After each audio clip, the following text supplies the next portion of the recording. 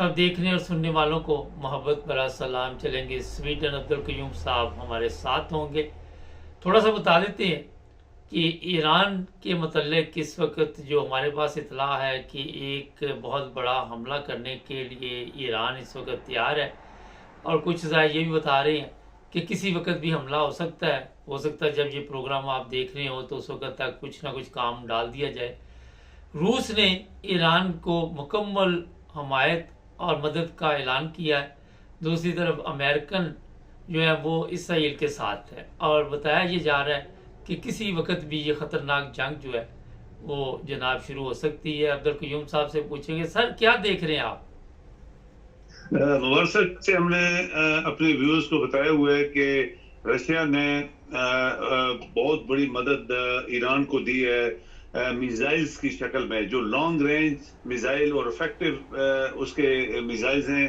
वो कई दिन उनके बड़े जहाज जो है वो लाते रहे इंटरनेशनल एयरपोर्ट जो तेहरान का है। और इसके बाद डिफेंस मिनिस्टर खुद आया अपनी बड़ी टीम लेके, उसके साथ जनरल भी थे सिविलियन यूनिफॉर्म में।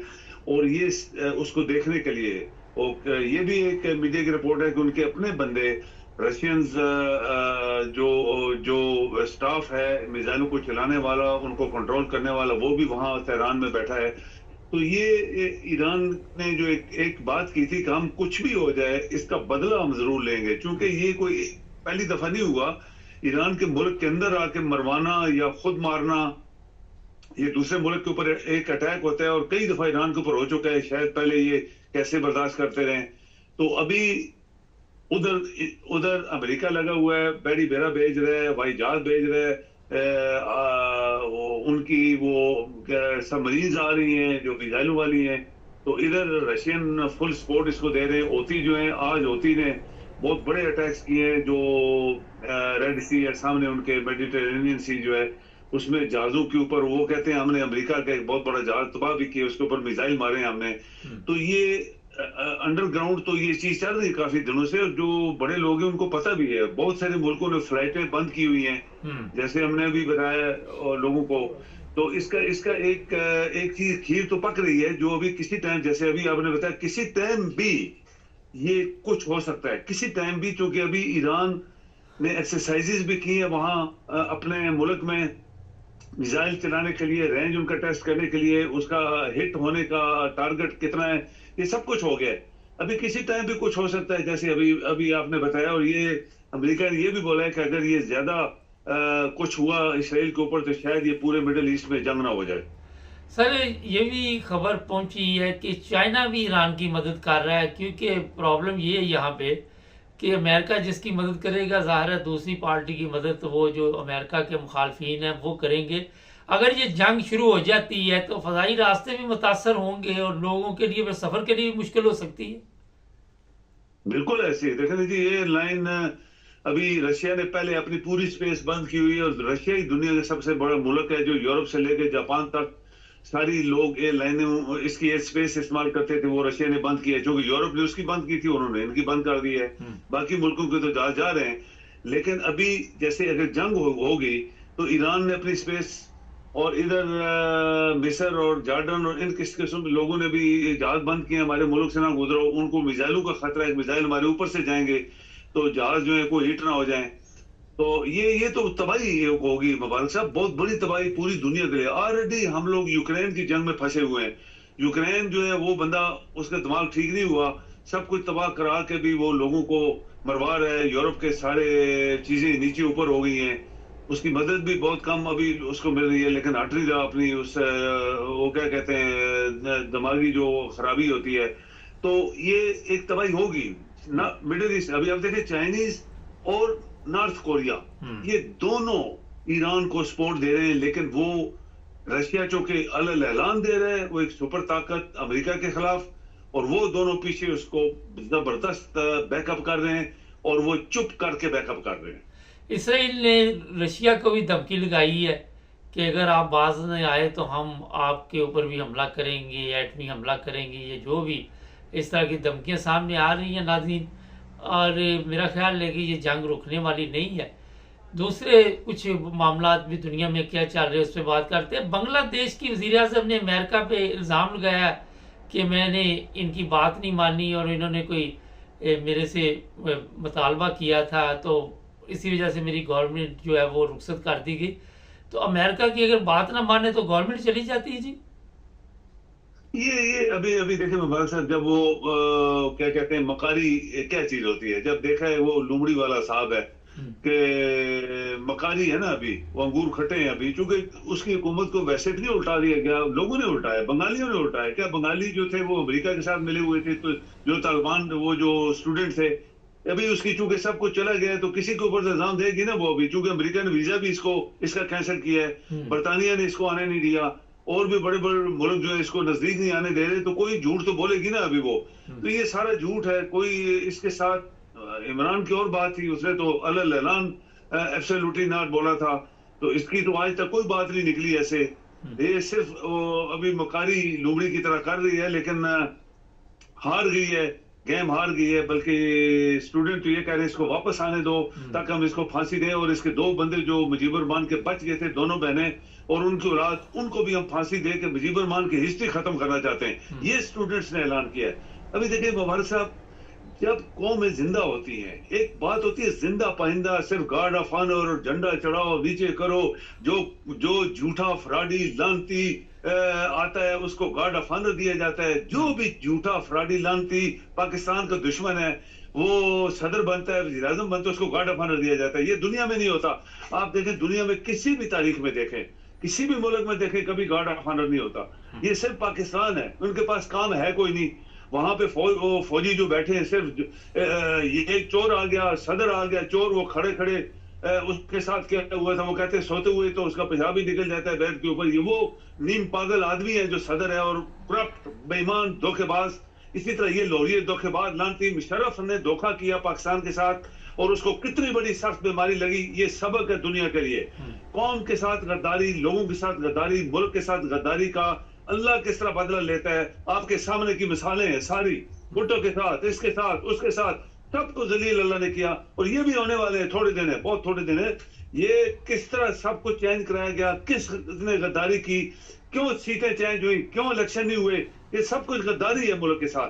तो अच्छा, अभी आपके जजेस अगर जिंदा पाइंदा हो जाए तो बहुत कुछ चेंज होने वाला है। और देखिए एक और बात है मुबारक साहब, पाकिस्तान इतनी निकम्मी कौम है, एक आदमी गेम जीत के आता है, पूरा पाकिस्तान उसके साथ लग गया, और दुनिया के मसले मसाइल भूल गए। लोग भूखे नंगे, मेडिसिन, लोग खुदकुशियां कर रहे हैं, उनका किसी को ख्याल नहीं आया। एक वो बंदा अगर गेम जीत भी गया तो क्या पाकिस्तान के लिए हीरे जवाहरात लेके आ गया है?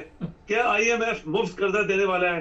क्या पाकिस्तान के ऊपर वो सोने हीरे जवाहरात आसमान से गिरने वाले हैं? वो अपने लिए जीता है, उसको पैसे अपने मिलेंगे, उसने मेहनत की, उसको मिला। पाकिस्तान को क्या मिलने वाला है? ये कौम इतनी निकम्मी कौम है कि इस तरह के मामलात में उलझ जाती है। उसको क्रिकेट का छक्का मारा, उसको 1 करोड़ का रियाज मलिक ने बंगला दिया, सब कुछ। ये क्या है? इस तरह थोड़े मुबारक साहब बोल सकते हैं। दुनिया में देख ले, कोई इनको खाना भी नहीं देता, इनको एयरपोर्ट पे पूछता भी नहीं है, आम लोगों से इनको गुजरने देते हैं, VIP से भी नहीं गुजरने देते। दुनिया में ऐसे मिसालें। ये सिर्फ पाकिस्तान इसी वजह से नहीं चला जो कुछ आज हमारे साथ हो रहा है। अच्छा, ये बड़ी एक अहम बात की कि एक मेडल ले लिया और पूरी कौम उसके पीछे, और लोगों के ऊपर जो जुल्म हो रहे, जो नाइंसाफी हो रही, सब भूल गए और ये तमाशा शुरू हो गया। यहाँ यूरोप में या रूस में, अमेरिका में इस तरह के मेडल जो है मेरा ख्याल है आम लेके खवातीन भी आती हैं, मर्द भी आते हैं, मगर ये कोई ढोल नहीं बजाते यहाँ पे। छोटी कौम, छोटी सोच, और मेरा ख्याल है कि ये तब्दील करनी बड़ी मुश्किल है। अच्छा, ये बताइए सर कि एक खबर चल रही है इस वक्त हमारे पास भी है कि chief of army staff Mohsin Naqvi को कायम मकाम वजीर आजम बनाना चाहता है और कहता दोबारा इलेक्शन कराएंगे। इमरान खान ने कहा जनाब नहीं, इसको हम नहीं मानेंगे। तो इनके अलावा कोई बंदे नहीं इनके पास। मोहसिन नकवी हो गया, राना सनाउल्लाह कल कह रहा था कि जनाब ये इजाफी सीटें जो है ये अदालत ने फैसला दे दिया, मगर हम कवानीन तब्दील कर देंगे। तो अदालत की क्या जरूरत है, जिस तरह जस्टिस मंसूर का बयान था। तो आप क्या देखते हैं? ये देखें, ये इतने गद्दार लोग हैं मुबारक साहब के चीफ जस्टिस जो ये अभी बैठा है, अभी काजी बैठा हुआ है, इसको कितने महीने पहले उन्होंने इसकी अपॉइंटमेंट लेटर निकाल दिया था। दुनिया में कभी ऐसे नहीं होता। लोगों को चीफ ऑफ आर्मी स्टाफ सुबह बनते हैं, रात को लेटर साइन होते हैं। लोगों के मिनिस्टर रात को साइन होता है तो सुबह मिनिस्टर बनते हैं। ये पाकिस्तान एक ऐसी स्टेट बन गई है जहां पे फ्रॉड, दुनिया का फ्रॉड हर जगह कदम कदम पे फैल गया है। और ये जो जैली एक जर्नलिस्ट था, इसको चीफ मिनिस्टर बनाया। उसने पूरे सूबे के इलेक्शन चोरी किए, लोगों को मरवाया, ईरान के बंदों को, अपने इमरान के बंदों को मरवाया, कत्ल किया, उस छोटे से मासूम बच्चे को मरवाया। या आप देखें इसको, फिर इधर यही चीफ ऑफ आर्मी स्टाफ इसको लेके आ गए, इंटीरियर मिनिस्टर यहाँ भी आके ये फ्रॉड कर रहा है, हेराफेरी कर रहा है। फिर अभी इसको कुछ और भी, शुरू में तो ये था कि इसको प्राइम मिनिस्टर बनवाना चाह रहा था वो। अभी देखें कि जिस मुल्क के अंदर ये हालात हों और इस तरह के चोरी चक्के फ्रॉडी सारे मिल के कौम के ऊपर हावी हो जाएं और कौम को बेवकूफ बनाए, और कौम आपकी खा के सोई हुई है, टिक्के कबाब राती 5 स्टार होटलों में खाते हैं और रात को सो जाते हैं, उनको पता नहीं है मुल्क में क्या हो रहा है। एक गेम खेल के आता है तो पूरा मुल्क उछलता है सड़कों के ऊपर, वीआईपी। आप देखें चाइनीज ने सबसे ज्यादा सोने के तगमे लिए और अमेरिका ने लिए, कोई किसी का जिक्र तक नहीं है कि उनको किसी एयरपोर्ट में रिसीव भी किया है। वो अपने आए, निकल गए, घर चले गए, ना उनको खाना मिला है, ना उनको पैसा मिला है, ना उनको शोर शराबा, ना ढोल ढमके। ये पाकिस्तान मुबारक साहब इसी वजह से नहीं चला। और ये गद्दारों की एक टीम है अभी, जिनको स्वयं फांसी के इनका कोई इलाज नहीं है। इन तमाम लोगों को फांसी ही मिलनी चाहिए, तब पाकिस्तान के अंदर जो गंदगी की बू है जो 75 साल से फैल गई है वो खत्म होगी। बहुत शुक्रिया सर। नाज़रीन, यहाँ आपको याद होगा इंग्लैंड में हमारे क्रिकेट के प्लेयर पकड़े गए थे। गुर्बत, अफलास, एहसास कमतरी एक ऐसी बीमारी है, अगर निकलना भी चाहे तो ना निकले। यहाँ पे जो क्रिकेटर जिनको सजाएं हुई थी, गरीब घरानों के लोग थे, बच्चे थे, यहाँ आके वहाँ पे उनको बाइक तक मेरा ख्याल नहीं मिलती थी, यहाँ आके उन्हें महंगी गाड़ियों में बिठाया गया और फिर वो जो मर्जी उनसे करा ले। यही हालत हमारी कौम का ही है कि गुर्बत, अफलास ऐसी दिमागों में घुसी हुई है कि मेरा ख्याल उससे बाहर निकलना मुश्किल हो जाएगा। वो मुश्किल है। अच्छा, कुर्बानी के बगैर आप आज़ादी नहीं ले सकते। हर चीज़ में आप अगर तारीख का मुतालिया करें, अगर पाकिस्तान का ही देख लें, 14 अगस्त आ रहा है, ज़्यादा दूर नहीं है, तो कितनी कुर्बानी दी थी हमारे जो वहाँ के उस वक़्त के जो लोग थे, ख़वातीन ने, लड़कियों ने, 80,000 लड़कियों ने अपनी, मेरा ख्याल है किसी ने इज़्ज़त की कुर्बानी दी, किसी ने जान की कुर्बानी दी, कुएं में छलांग लगा दी, किसी ने कुछ किया, किसी ने कुछ किया। तो आज भी मुल्क जो है बगैर कुर्बानी के नहीं चलेगा। ये जो स्टूडेंट है, इनको डराया जा रहा है, धमकाया जा रहा है, पकड़ दकड़ शुरू है, कभी किसी को गिरफ्तार किया जाता है। लेकिन या तो फिर आप इसी तरह चलते रहे, इनके जूते खाते रहे। ये पूरी फैमिली है जो मैं आपको बता रहा हूँ, वज़ीर दाखिला और चीफ ऑफ आर्मी स्टाफ का जो रिश्ता है। एक वो पुलिस वाली जिसको बड़ा इनाम व कराम दिया गया था पिछले दिनों, मेहरबानो।